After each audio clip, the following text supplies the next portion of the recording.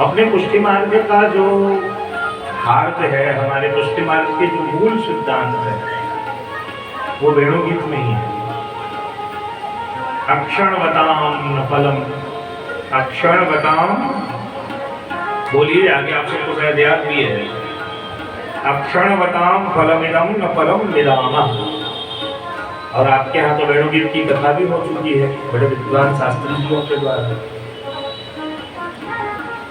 इन श्लोकों को स्पर्श करना तो बहुत दुरूह है। यद्यपि प्रथम श्लोक के कुछ भाव, कुछ पंक्तियों को खोलते हैं, कुछ प्रसंगों को खोलना है, ये जान लेना आवश्यक है कि अजन्मा अविनाशी भगवान ब्रज में प्रकट हुए। वसुदेव जी के हृदय से श्री नंदराय जी के हृदय में भगवत भाव स्थिर हुआ। भगवान स्वयं हृदय में पधारे। उसके बाद सभी ठाकुर जी की लीलाएं ब्रज में होती रही। बहुत से प्रसंग हैं, हिडोला दान सब दसमस्कंद के 15वें अध्याय में एक लाइन में, एक श्लोक के कुछ वाक्यों में श्री सुखदेव जी ने वर्णन किया। और श्री सुखदेव जी ने वर्णन करते हुए सुंदर भावों को व्यक्त किया। इस श्लोक के प्रथम और द्वितीय पंक्ति में भगवान के श्रृंगार का वर्णन है। बरहापीडं नटवर बपु कर्णयो कर्णिकारम्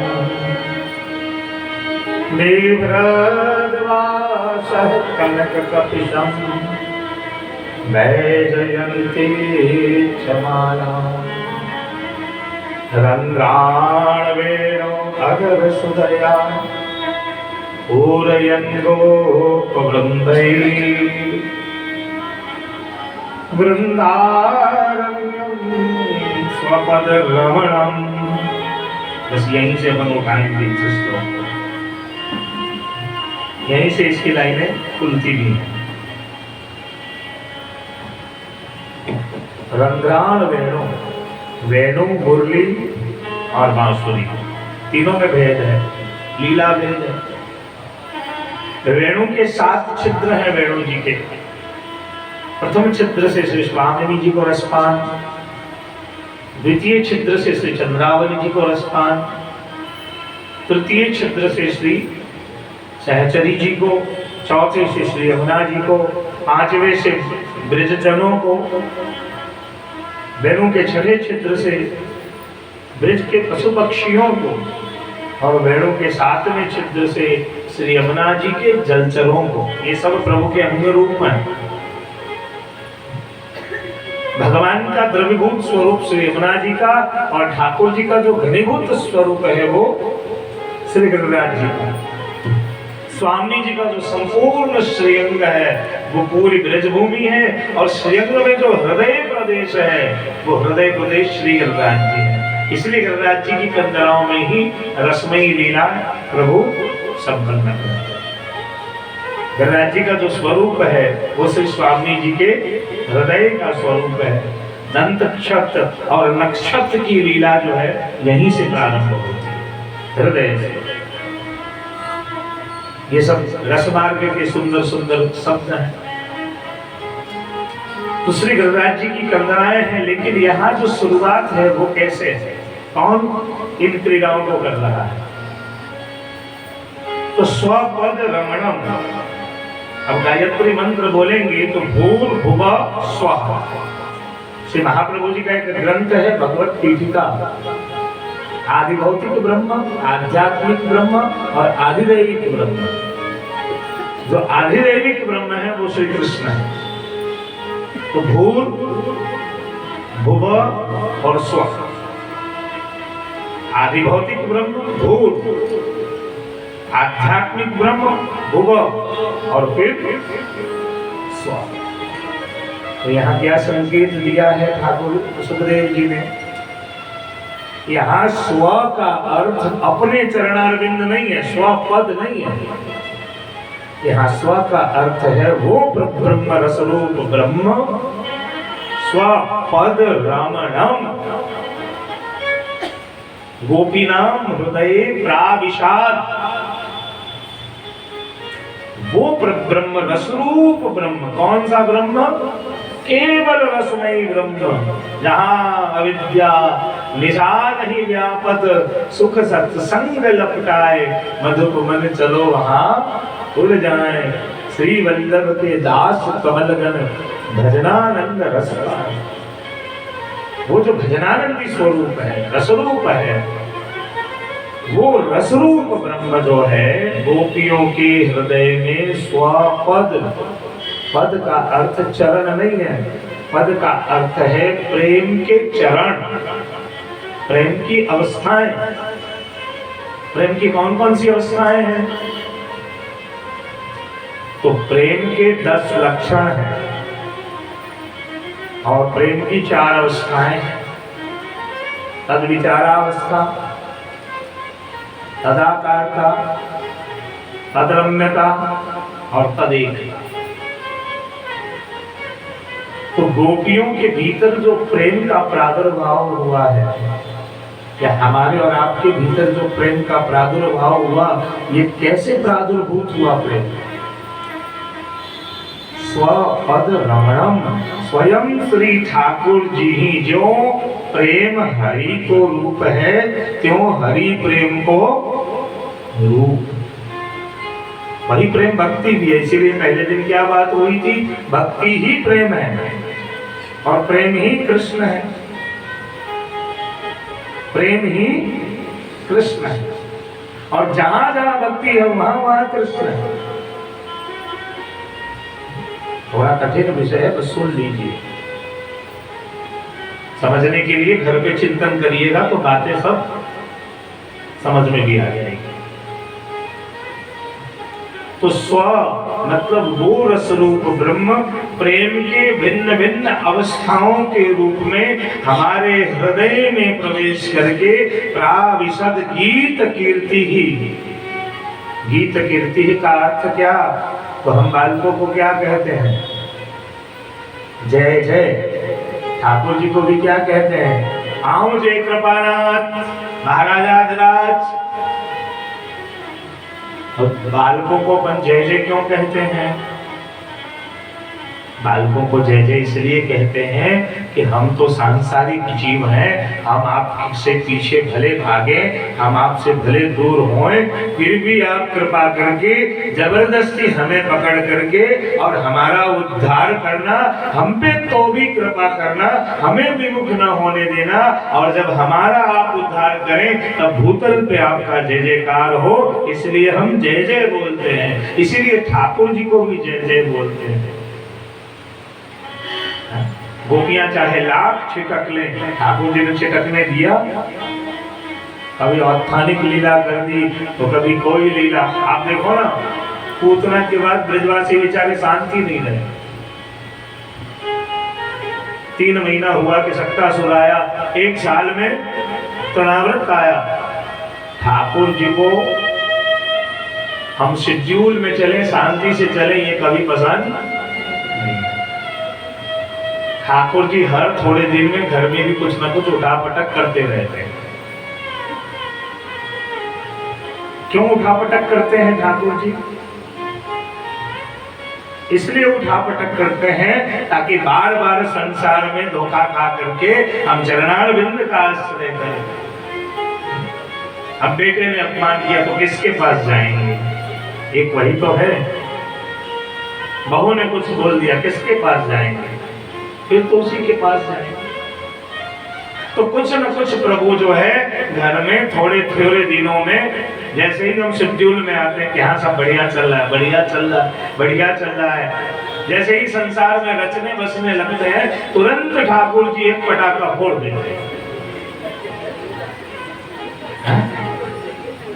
एक पटाखा फोड़ देते हैं, क्योंकि ठाकुर जी को ये पसंद नहीं है कि आप रूटीन में आ जाओ। गीता जी में भगवान कहते हैं कि मनुष्य को सदैव जागृत रहना चाहिए। तो जागृत किए रहते हैं ठाकुर जी, इसलिए प्रभु जागृत रखेंगे। ये ठाकुर जी की लीला। इसलिए गोपियों ने क्या कहा कि आपका जय हो, आपकी जय हो। आखिर भीष्म पितामह के प्रसंग में प्रभु स्वयं नीचे देख करके भी अपने भक्त का जय जयकार ही तो करवाए। भले पितामह भीष्म का जय जयकार हुआ, लेकिन आज की तारीख में हम किसकी जय जयकार करते हैं? हम तो अपने प्रभु की ही जय जयकार करते हैं कि मेरे प्रभु कितने कृपालु है कि भक्त की प्रतिज्ञा को पूर्ण करने के लिए अपनी प्रतिज्ञा को भी भगवान तोड़ देते हैं, इतने कृपालु है। मर्यादा पुरुषोत्तम राघवेंद्र आए, लेकिन अपनी मर्यादा को तोड़ते हुए सबरी के झूठे बैर को ग्रहण करते हैं। जटायु को गोद में लेकर के और जटायु को पूछते हैं, आप कहें तो आपको अजर अमर कर दें। जटायु कहता है, नहीं भगवान, बस जब तक श्वास है आप गोद में रखना। और जटायु को सहलाते सहलाते अपने गोद में जब तक उसके शरीर में श्वास है, भगवान ने अपने गोद से उसका परित्याग नहीं किया। अपनी मर्यादा को तोड़ देते हैं। इसलिए कहा प्राविशद गीत कीर्ति। ये जो गोपियों का यश गान है वो भगवान का ही यश गान है, क्योंकि भगवान ही उनके हृदय में पहुंच करके और प्रेम की उन अवस्थाओं का दान भगवान ने किया है। प्रेम का वो स्वरूप किसने दिया गोपियों को? वो प्रेम मगन गोपी है। क्या अवस्था है पुलिंदनियों की? पूर्णा पुलिंद उर्गाय पदार्थ राधा तुरी कुंकुमेन दयिता स्तन मंडितेन। मेणुगीत के 18वें 19वें श्लोक को देखिए। रैन निवास जीव की प्यारी रात्रि के अंधेरे में गिरिराज जी की कंगरा में जाकर के और जब लीला करते हैं, तब वो आदिवासी भीलनी महिलाएं जिन्हें वस्त्र धारण करने का भी ज्ञान नहीं है, प्रभु के लीला रस को देख करके उनके मन में भी वो भाव जागृत होता है कि कब मेरा वो दिन आए जब मैं प्रभु के साथ क्रीड़ा करूं। और रात्रि के समय जब ठाकुर जी गिरिराज जी की कंदरा में पधारते हैं, स्वामी जी अपने हृदय पे केसर का लिंपन करके प्रभु के चरणारविंद को अपने हृदय पे धारण करते हैं। और उसी चरणारविंद से प्रभु जब बाहर पधारते हैं, तो वो केसर जब दुर्वा में लग जाए, तब दुर्वा में से वो पुलिंदनी उस केसर को लेके अपने शरीर में लगाती है, क्योंकि जब तक जीव को स्वामी तत्व का दान न हो तब तक जीव अंगीकृत नहीं होता है। ठाकुर जी जीव को तभी अंगीकार करते हैं जब जीव में स्वामिनी तत्व का दान हो जाए। यही स्वामिनी तत्व श्री महाप्रभु जी। जीव को जब स्वामिनी तत्व का दान होता है, तो स्वामिनी तत्व दान के बाद जीव के भीतर वो भगवत विरह की अनुभूति होती है, भगवत मिलन का भाव जागृत होता है। और तब प्रभु गोपी आके ठाकुर जी को कहती है, काहे करत हो मोसो कपट, काहे करत हो मोसो कपट, आवत है तनते सौंधे की लपट। और प्रगट देखिए तरंगे बाहो, अपने तन की बेनी है अटपट। और कहो कहा क्यों न देहूं सुधी, वदन कमल पे बिखरी अलकन की झलक। कब देखोगे मेरी ओर नागर हम चितवत तुम चितवत ना। मेरे कर्म कठोर, जन्म जन्म की दासी तिहारी, आपर इतनी जोड़ सूरदास प्रभु तिहारे मिलन को वारों कंचन को। और उससे भी जब्बर गोपी रहे, तब तो साथ ही कहो मनमोहन मोसो, तो खेलूंगी मैं तुम संग होरी। आज की रैन कहाँ रहे मोहन, कहाँ करी बरजोरी। अनायास ये भाव प्रकट हो जाता है हृदय में।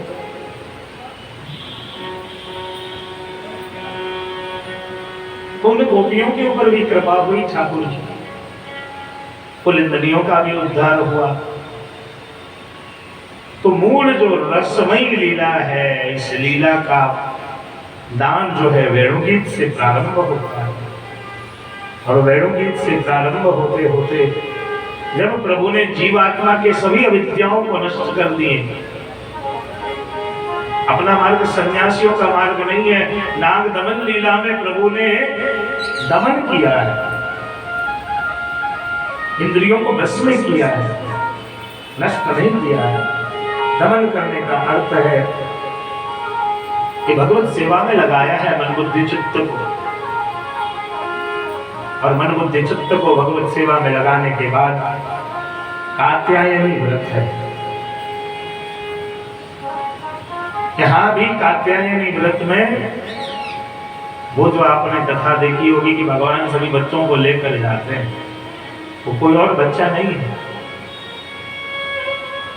वो जो 16,000 बच्चे जिनको पूतना खा गई थी, पूतना के पेट में से वो भगवान के उदर में आए, और भगवान ने उन्हीं 16,000 बच्चों को आज प्रकट किया है, बाहर निकाला है, और सबको लेकर के पहुंचे हैं कहाँ? तो कात्यायनी महामाया महायोगिन्यधीश्वरी नंद गोपसुतं देवी पतिं मे कुरुते नमः। हेमन्ते प्रथमे मासी नंदव्रज कुमारिका चेरुर्हविष्यभञ्जाना कात्यायन्यर्चन व्रतम्। कात्यायन्यर्चन व्रतम् चेरुर्हविष्यभञ्जाना। देखिए ये बहुत शास्त्रीय विषय है, यहाँ चरु शब्द आया है, इसलिए बहुत ही विवादित प्रसंग और बहुत ही शास्त्रीय विषय है। यहाँ कात्यायनी देवी का नाम नहीं है, कात्या मतलब मेरे और प्रभु के बीच जो माया है, जो अंतराय है, उस अंतराय को खत्म होने के लिए काल से ही प्रार्थना करती है। काल भी कृष्ण है कि मेरे और प्रभु का जो मिलन नहीं हो पा रहा है, इस मिलन के बीच जो आवरण है, उस आवरण को काटने के लिए कहती है, वो है कात्यायनी। यहाँ कोई देवी नहीं है। दूसरा शब्द है भद्रकाली। भद्रकाली का अर्थ है हे काल भद्र हो जा, कल्याणकारी हो जा। यहाँ भी कोई देवी नहीं है। शब्द आएगा इसमें भद्रकाल्याम, हे काल तू भद्र हो जा, मतलब भद्र का अर्थ होता है कल्याण करना। इसका वेद मंत्र के साथ कनेक्शन है, सुनिए। हरि ओम ओम भद्रं कर्णेभ्यः शृणुयाम देवा भद्रं पश्येमाक्षभिर्जत्राः स्थिरैरङ्गैस्तुष्टुवापुंसस्तनु बिर्भदेवहिदेवहितं जदायुः शतमिन्नु शरदवन्ति देवा जत्रानशक्रा जरसन्तनूनां पुत्रासो जतपितरो भवन्ति मानो भर्या हीरिखतार्युगन्तोः अदितिर्माता सपिता सपुत्रः विश्वे देवा अदितिः पंचजना अदितिजातमदितिधनिधम्। इतने बड़े बड़े मंत्र हैं। जब शुरू में गुरुजी याद करने के लिए देते थे, एक एक मंत्र को याद करने में एक एक महीने का समय और 100 डंडे मारते हैं, 100 गिन के। आज तो कोई विद्यार्थी पढ़ने तैयार नहीं है गुरुजियों के पास। ये सब जो मंत्र है, एक तो इसके टेढ़े शब्द, और बचपन में करो तो ठीक है, उसके बाद तो जीवा में वो सामर्थ्य ही नहीं है कि इनका शुद्ध उच्चारण हो सके। इतने कठिन कठिन मंत्र है। तो भद्रं कर्णेभिः शृणुयाम देव भद्रं पश्येमाक्षभिर्जत्राः। और दोनों अलग अलग विषय है, ध्यान रखिए। वेद को अलग से पढ़ना पड़ता है, और वेद को पढ़ने के बाद फिर संस्कृत पढ़ने की शुरुआत होती है ना। वेद पूरा अलग है, पूरा।